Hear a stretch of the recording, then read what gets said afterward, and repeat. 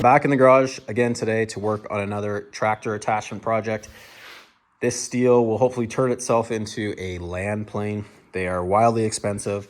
I've seen cheap ones start at $2,000. They go all the way up to, $6 or $7,000.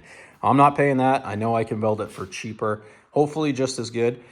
All the steel I have here is $450 so far, and it should be everything I need to complete the project, despite a few 3-point hitch parts and the paint that I'm going to use. These two pieces here are going to be for the supports for the blades, and those pieces over there are going to be the cross braces for the box. All that was $85. These pieces in here are brand new steel. That was $150. They're going to make up the sideboards and the 3-point hitch brackets. Those are some wear strips off of an ATV plow. They were brand new and they were on clearance, and they were only $10 each. And then these were a great find. They are 6 foot by 6 inch, 1/2 inch curved and reversible grader blades that I purchased from Valley Blades in Ontario for $98 each. So I'm going to start with the sidewalls. These pieces are 1/4 inch thick, 50 inches long, and 12 inches high. The original plan was to have a shop bend in all the edges for me. Obviously, that'd be stronger, a much cleaner look, and save time. But the cheapest shop I could find wanted $250 plus tax to do that bending, and that seemed like a lot to me. I don't know what goes into bending, but I wasn't willing to pay it, so I'm gonna have to do quite a bit of welding and just weld on these flat bar strips all the way around. So for pretty much all the cuts, I'm gonna be using this Diablo steel Demon blade. And I didn't even really know this was a possibility up until a few weeks ago. I just came across it on YouTube. And for the past 3-4 years, I've just been using a angle grinder with a thin cutoff wheel, which does work good, but this is much better. It makes much straighter, cleaner, and quicker cuts. And they say you can get 150, 200 cuts out of these blades. So I'm hoping that's the case. It was only $50, and I'm gonna get one also for the miter saw.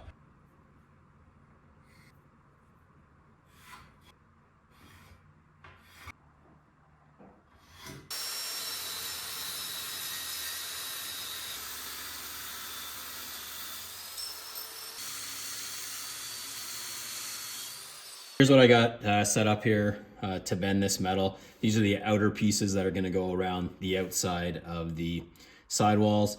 And I'm trying to bend them instead of making all the angles in piece by piece, just to kind of make the outer rim look a little bit cleaner and reduce some welding. So I've got this piece squared up. I've got a notch in the back to help with the bend. And I've got my angle of the bend I want to make.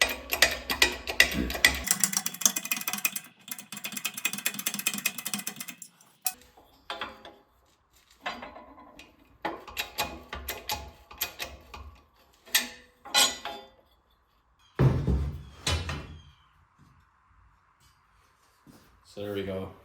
So these are all one piece on top and bottom, and then I've just got to make some end pieces there, and that'll finish up the sidewalls. All right, and same process for these skid shoes.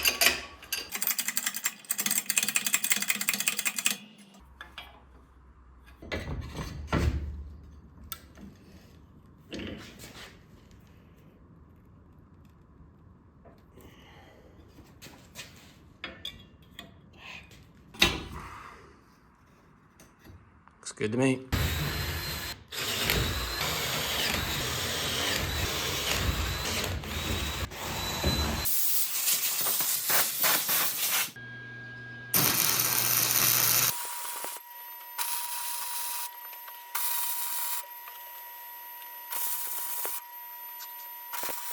The first side panel here is kind of roughed in. I just tack welded everywhere. Just gonna tack weld everything until everything's together, everything's good. I know I don't have to redo anything, but yeah, it turned out all right there. So we move on to the next one. I'm almost ready to tack up this first crossbar. This is upside down. The walls are upside down right now. It just makes it easier for me to level out that crossbar on the floor. I've done my best to make sure this is all completely square. I've used a square, I've used corner to corner measurements, and I've used the Pythagorean theorem, so we should be good.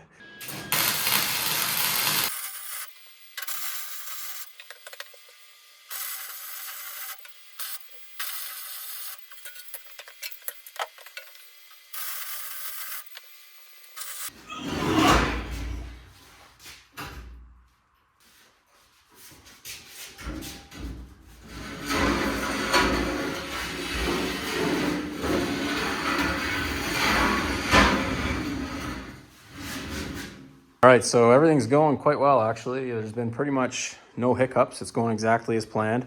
I'm just currently making the brackets here for the grater blades, and I'm gonna make it so it can be adjustable on each side, about an inch, so you can change the depth of the cutting.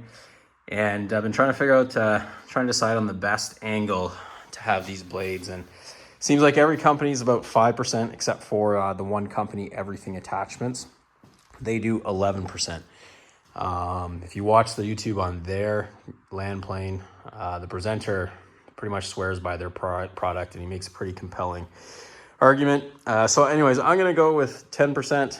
And the other reason for that is I don't have a very big tractor. It's a pretty small tractor, and this can be a pretty wide implement for it.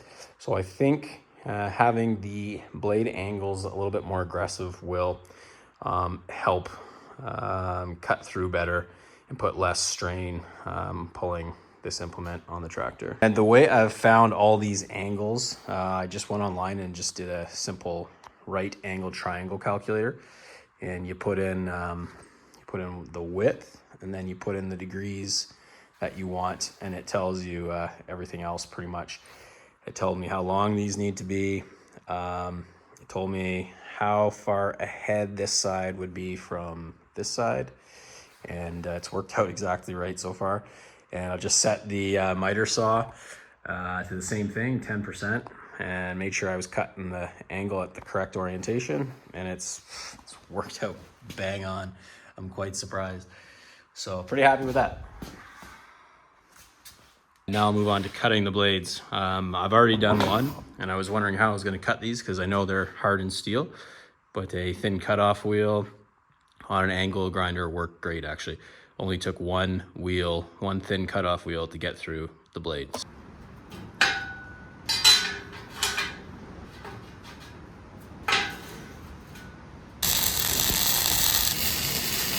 Here's the support for the upper pin. It's made out of the same 4x4 as this. There will be a 1/2-inch plate coming out here for the top pin, and then I kind of notched the tube just to give it a little more strength, since I think most of the weight will be being pulled that way. Hopefully that will cause a little bit more support. The blades and the frame for the blades all kind of mocked up and bolted in. Obviously I'm gonna add some more bolts here, but just testing things out now. So I just raised the whole unit off the ground with these 1.25-inch square tubes, and then the blades are sitting about a 1/4 inch off the ground right now. So I think when everything's bolted up on the sides and this is sitting on the ground, that will make the blades a 1-inch cutting depth. And then I'm gonna figure out how to make it adjustable so I can raise it up if I need to. Now these blades are set just at 45 degrees, like the attack angle. And what I'm thinking, if that's not aggressive enough, what I can do is just loosen the bolts and basically stick some shims in there, and that'll bring the blade more like that, and then crank down the bolts. So I got all these supports for the 3-point lower arm brackets, whatever you want to call them, all clamped together. I'm gonna drill this pilot hole through all 4 of them at the same time, so I know the holes are gonna line up perfectly. Now before I unclamp these, I'm gonna try something that I saw online to help when I go to use the actual hole saw to drill these bigger 7/8-inch holes. And that's to drill a hole on the outer rim to allow the shavings to fall through and have somewhere to go. And apparently that's supposed to speed up drilling with a hole saw and increase the lifetime of the hole saw itself. There's the holes for all 4 pieces. So that one there is the pilot hole that the arbor from the hole saw will go into to center up all the holes. And this is just a little relief hole where all these shavings can drop through and out of the way. I'm ready to drill the holes for these lower 3-point hitch pins. This is what I'm going with, the Milwaukee hole dozer. I got to get through 2 inches of metal, so we'll see how it holds up. I've got 2 of them.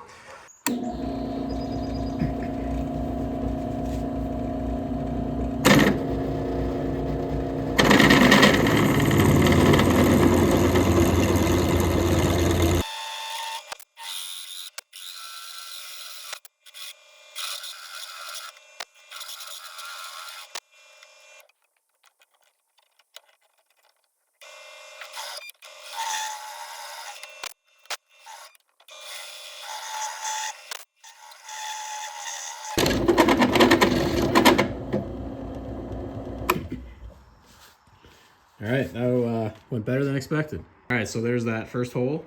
Went really well. I have a feeling I'm gonna be able to get through all 4 with that one drill bit. Looks good. So that's 4 holes with 1 bit. I think I probably could have done another 2. The key is to get halfway through, flip it over, and then go from the other side. Otherwise, there's just too much friction on the bit on the side walls of the hole.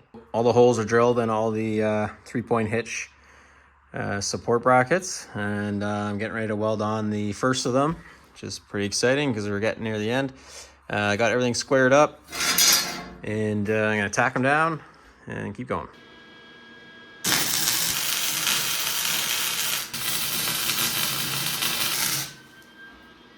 The top one, she's all squared up on both sides, and distances are all same on both sides. Time to tack her up. All right, these inside brackets are squared up the best I can. Time to tack them down. Tacked up, pins slide in pretty nicely. Very little play. It's nice. And top one is good too. All right, last thing is to make a support back to that beam and a couple side angle supports to those lower brackets. Oh God, something's gonna snap.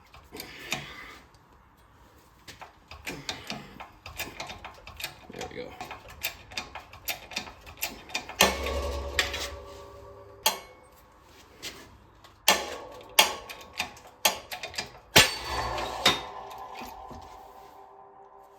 Wow. Okay. This is one of the pieces I got from the scrapyard, and I don't know if you can tell, but it almost looks like an alloy, but then here it looks like metal, and it was obviously very brittle, so I don't know if this is some sort of hardened piece. Anyways, if you know, let me know in the comments what you think about that. It definitely snapped. 3-point hitch system is all done. Not overly happy with the way it turned out. Well, these should be bent at each side instead of just connected straight to, but I wasn't gonna have enough length to do that, so that's the way she ended up. I know it'll be plenty strong, but just doesn't quite look right. Anyway, so a bit of a mistake here. I've had some metal distortion. This whole cross member, actually both cross members, kind of bend in that direction, and that's just from so much welding and that I don't know what I'm doing on the top. Has just shrunk the metal on that top part and kind of sucked it all in, giving it that curve. So what I'm gonna do is just weld some beads kind of opposite of everything I did on the top onto the bottom, and hopefully that will counteract the distortion. I ran this string line across, so I try to line it up right where the radius starts on each side, and then you can see how far off it is. So it's, I would say, 3/8 of an inch of distortion. And hopefully I'm gonna do a time lapse here, and hopefully we're gonna see that metal come back into place.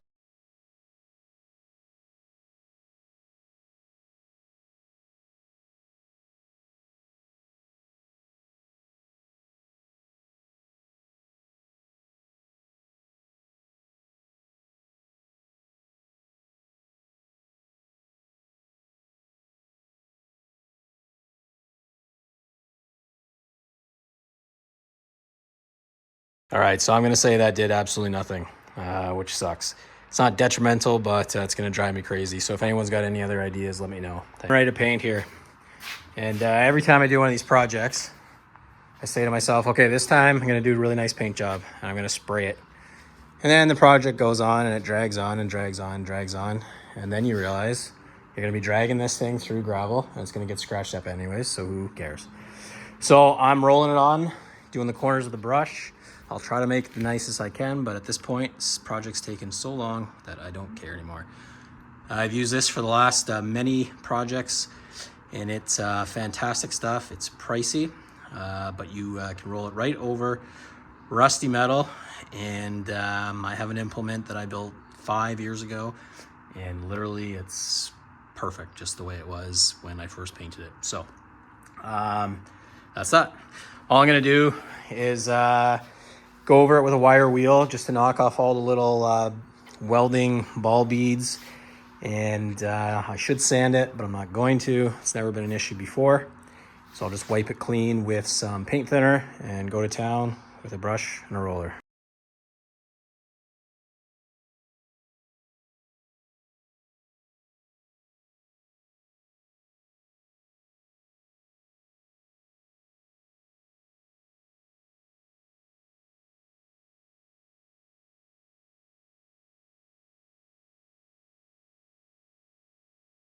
That's all painted up. Comes out pretty good for a roller job. Hopefully I didn't miss any spots. I was gonna do 2 coats, but I'm too lazy, so we're gonna roll with that.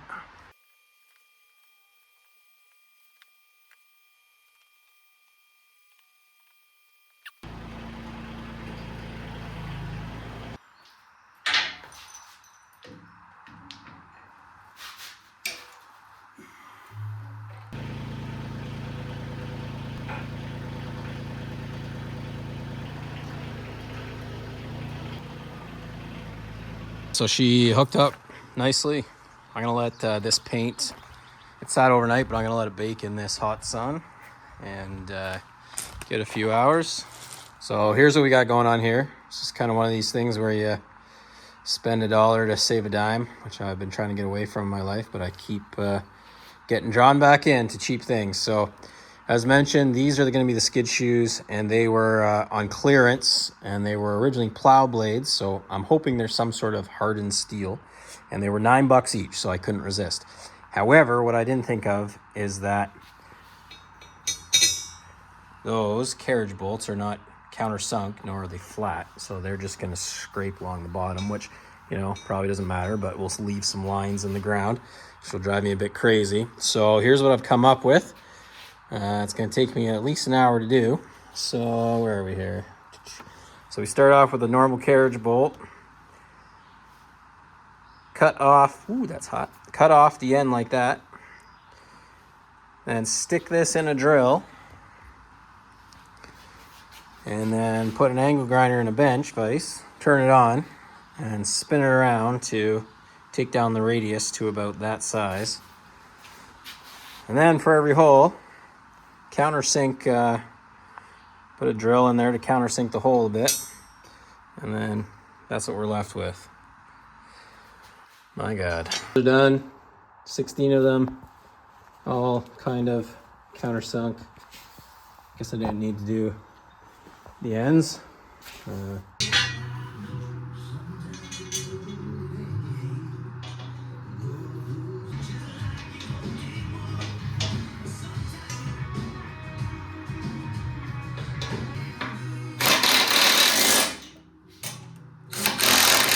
Skid shoes are on. Worked out pretty good. I'm happy with that.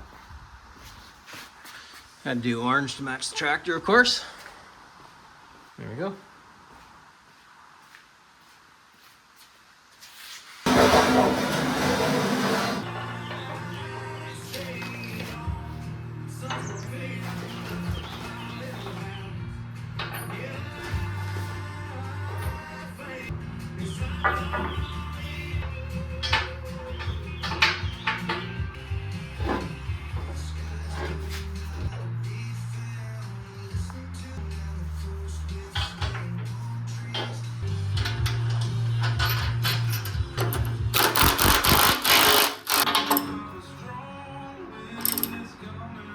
So those blades are on. I only got them on with 3 bolts right now, but I can't imagine why you need more than that. So that's pretty much it. The whole thing came out to, I've been keeping track of all the weights, 470 pounds.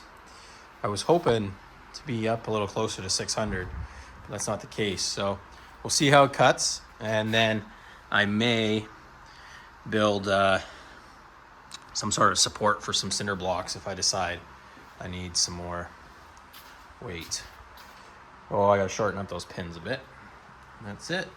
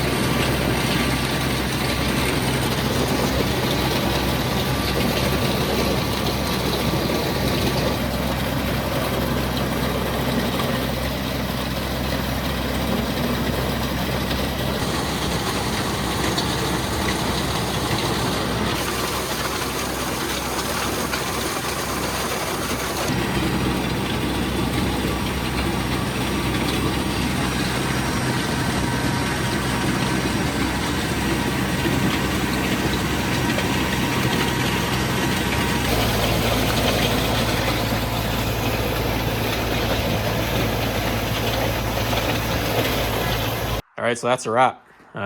It worked very well. Significantly better than I thought, and a lot better than a box blade. Just, I don't know if it's the angle of the blades or what, but it cuts way better, and of course it makes things a lot smoother than a box blade. The whole thing came out to 470 pounds, and I realized the reason why it's about 100 pounds less than the ones that I've seen online is because I didn't add scarifiers to it. Scarifiers are quite heavy, plus the brackets to mount them, so I'm assuming that's roughly 100 pounds. I've got them on my box blade, and I've got another tool for ripping up stuff with scarifiers, so I didn't need to add it on this. The whole thing came out to under $600. I think it was about $580 Canadian, and that's probably 350, 400 US dollars. So a lot better than 2 or 3 grand or more. And I think it's built just as well, and I'm very pleased with it. Thanks for watching.